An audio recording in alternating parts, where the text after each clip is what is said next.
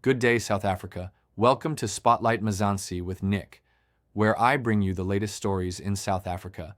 Our first story is on a man who thought he could hide behind political protection, but his day of reckoning eventually came. Hangwani Maumela was taken into custody on September 14, 2025, by the Hawks Serious Corruption Investigation Unit in collaboration with the National Prosecuting Authorities, NPA, Investigating Directorate Against Corruption. Sources close to the investigation confirmed that Maumela was apprehended following a months-long surveillance operation, culminating in his detention at a location not yet disclosed to the public for security reasons. He faces multiple charges, including fraud, corruption, money laundering, and potentially racketeering, stemming from his alleged role in manipulating tenders between 2019 and 2022.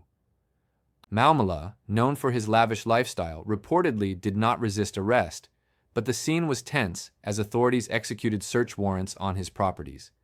In a swift follow-up, the NPA's Asset Forfeiture Unit, AFU, has moved to freeze assets believed to be proceeds of crime.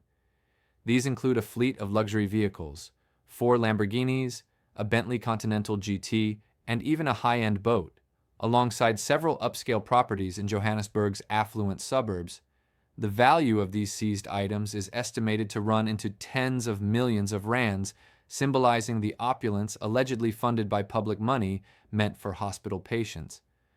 Maumela is expected to appear in the Johannesburg Magistrates Court within the next 48 hours, where prosecutors will outline the case against him. Bail is anticipated to be opposed vigorously, given the flight risk posed by his international business connections and the gravity of the charges. This arrest marks a significant milestone in the fight against corruption, but it's just the tip of the iceberg in a scandal that has haunted South Africa's healthcare system for years. To understand the full implications of this arrest, we need to profile the central figure, Hangwani Morgan Maumela. Born in Limpopo and raised in a family with deep ties to South African politics, Maumela rose to prominence as a shrewd entrepreneur in the procurement and logistics sectors. His companies, often awarded lucrative government contracts, specialized in supplying medical equipment and services to public hospitals. But whispers of favoritism have followed him for over a decade, fueled by his familial connections. Maumela is reportedly the nephew of President Cyril Ramaphosa, linked through the president's ex-wife, Dr. Hope Ramaphosa. Basil Maumela, Hangwani's father, is the brother of Hope Ramaphosa, making Hangwani a direct relative in the extended family. This connection has raised eyebrows, with critics alleging nepotism in the awarding of tenders during Ramaphosa's tenure as deputy president and later as president. However, the presidency has repeatedly denied any involvement, stating that Maumela's business dealings are independent and subject to standard procurement processes. Prior to this scandal, Maumela was no stranger to controversy. In the early 2010s, his firms were implicated in minor tender irregularities in Mpumalanga, though those cases were settled out of court. By 2019, he had positioned himself as a key player in Gauteng's health procurement landscape, securing contracts worth hundreds of millions for supplies ranging from personal protective equipment, PPE, to hospital bedding and cleaning services. His lifestyle reflected his success. Social media posts from the time show him at exclusive events, driving supercars, and vacationing on yachts, images that now serve as stark contrast to the dire conditions at underfunded hospitals like Tembisa. The roots of this case trace back to 2019, when irregularities first surfaced in the Gauteng Department of Health's procurement processes. Tembisa Hospital, one of the largest public facilities in Ekurhuleni, became the epicenter of a massive fraud scheme. According to investigators, a syndicate involving hospital officials, suppliers, and middlemen inflated prices, created ghost contracts, and diverted funds meant for essential medical supplies.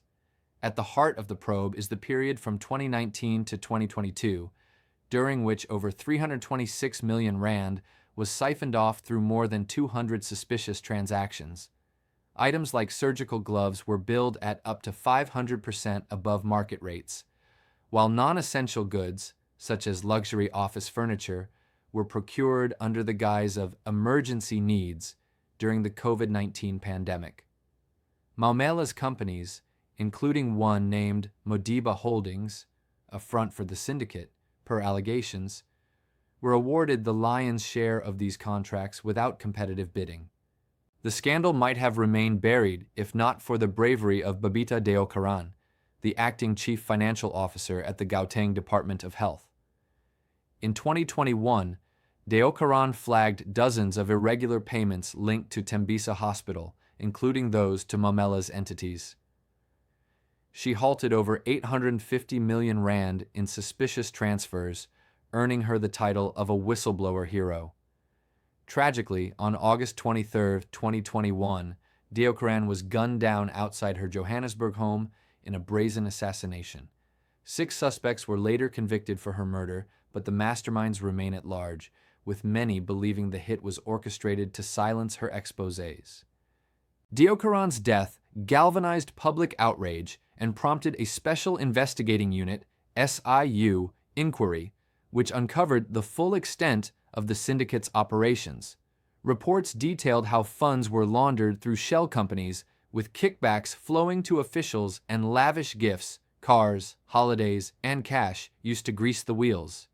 Maumela's name repeatedly appeared as the alleged ringleader, coordinating with figures like former Tembisa Hospital CEO Ashley Mathunzi, who was suspended in 2022 amid the probe. The Democratic Alliance, DA, in Gauteng has been vocal, calling for full accountability and linking the scandal to broader failures in the ANC-led provincial government. "This is money stolen from patients who wait in queues for basic care," said DA Gauteng spokesperson Jack Bloom in a recent statement. The opposition party has pushed for asset forfeiture and protections for future whistleblowers, emphasizing that Deokaran's sacrifice must not be in vain. Maumela's arrest doesn't end here. It's part of a larger crackdown. Reports suggest his business partner, Kenny Kunene, a well-known businessman and politician, may be on the run, with warrants possibly issued. Kunene, who has ties to the Patriotic Alliance, has denied involvement, but has been conspicuously absent from public view since the news broke. The syndicate allegedly involved hospital insiders, such as procurement officers who rubber-stamped inflated invoices, and external auditors who turned a blind eye. Over a dozen individuals have been questioned, with more arrests expected. President Ramaphosa's office has distanced itself, but opposition parties like the MK Party and EFF are using this to criticize the GNU administration, accusing it of protecting connected elites. As Maumela awaits his day in court, the broader implications are profound. This case highlights the devastating impact of corruption on South Africa's healthcare system, where hospitals like Tembisa struggle with shortages while syndicates live in luxury. The frozen assets could potentially be redirected to public services if convictions are secured, offering a rare win for taxpayers. Experts warn, however, that without systemic reforms, transparent tender processes, stronger whistleblower protections, and independent oversight, such scandals will persist. The NPA has vowed to pursue all leads, including any political connections, but skepticism remains given past failures in high-profile cases like state capture. For Babita Deokaran's family and the countless patients affected, this arrest brings cautious hope. As one relative told reporters, "Justice delayed is justice denied, but today feels like a step forward." These once powerful men with political protection have been prospering under the radar in South Africa. The brave efforts of dedicated policemen like General Mkhwanazi has led to the exposure of this corruption eating the nation from within. Our second story is on President Ramaphosa and the scandal at his farm in Limpopo. On September 15, 2025, testimony in the Modimolle Magistrates Court provided new insights into the Phala Phala farm theft case. An employee, serving as the acting lodge manager at President Cyril Ramaphosa's Phala Phala game farm in Limpopo, testified that he informed the president on December 26, 2019, about $580,000. The money was received as payment for a buffalo sale. The cash, equivalent to approximately 10 million rand at the time, was hidden under a couch in the farm's main residence due to security concerns about storing it in the farm's safe. The employee stated that Ramaphosa, visiting the farm en route to Cape Town, instructed him to address the matter with the general manager after the holidays. The funds remained under the couch until their theft on February 9, 2020. The burglary occurred at Phala Phala, a 512-hectare wildlife ranch owned by Ramaphosa, where he breeds high-value game such as oncole cattle and buffaloes. On the night of the theft, while Ramaphosa was attending an African Union summit in Ethiopia, intruders breached the farm's perimeter and stole the $580,000. A housekeeper, testifying on the same day, confirmed she discovered the break-in on February 10, 2020, and alerted the acting manager, though she was unaware of the hidden cash. The stolen funds, payment from Sudanese businessman Hazim Mustafa for 20 buffaloes sold in December 2019, were partially spent by the suspects on luxury items in Cape Town. Following the theft, Ramaphosa's Presidential Protection Unit handled the recovery effort, retrieving approximately half the stolen amount without immediately reporting the incident to police. A formal police docket was only opened in June 2022 after former State Security Agency head Arthur Fraser filed a criminal complaint. Fraser alleged that the cash, initially reported as $4 million but later confirmed as $580,000, was undeclared and potentially linked to money laundering, tax evasion, and corruption. He further claimed Ramaphosa orchestrated a cover-up by using his security team to resolve the matter discreetly. President Ramaphosa has consistently denied wrongdoing, stating the funds were legitimate proceeds from the buffalo sale, documented by a handwritten receipt from a farm worker. He acknowledged being informed of the cash's storage, but maintained he expected staff to bank it promptly. The president attributed the delay in reporting the theft to efforts to protect national security and denied any intent to conceal the funds. The Phala Phala farm, established by Ramaphosa in 2012, operates as a private business separate from his public duties. The $580,000 transaction has raised questions about compliance with South Africa's foreign exchange regulations, which mandate reporting large foreign currency inflows to the South African Reserve Bank.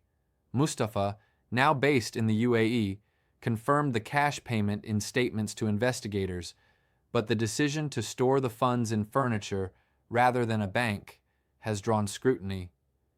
The 2022 Fraser complaint prompted multiple investigations. The South African Police Service and the Directorate for Priority Crime Investigation, Hawks, opened a case in June 2022, focusing on theft, money laundering, and related charges. In June 2023, the public protector cleared Ramaphosa of ethics violations, finding no evidence of improper conduct in his farm operations.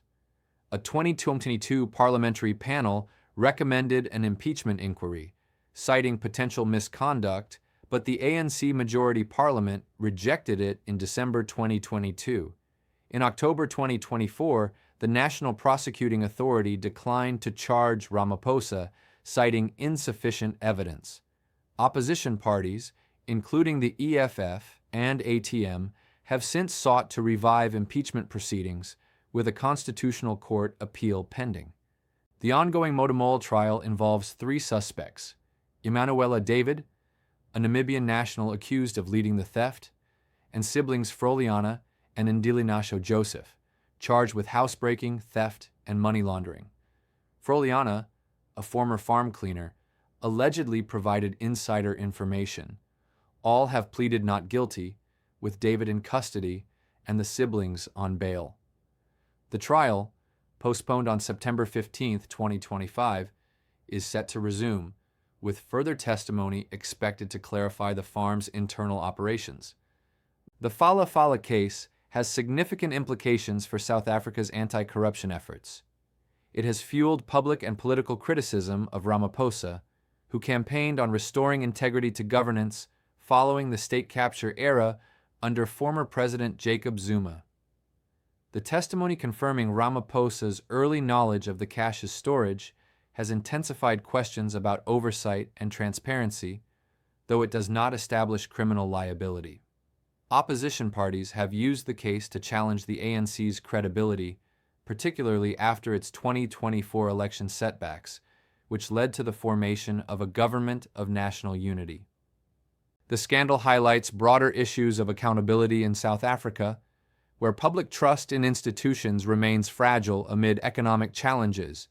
While the recovered funds and ongoing trial offer some progress, the case underscores the need for stricter oversight of private financial dealings by public officials.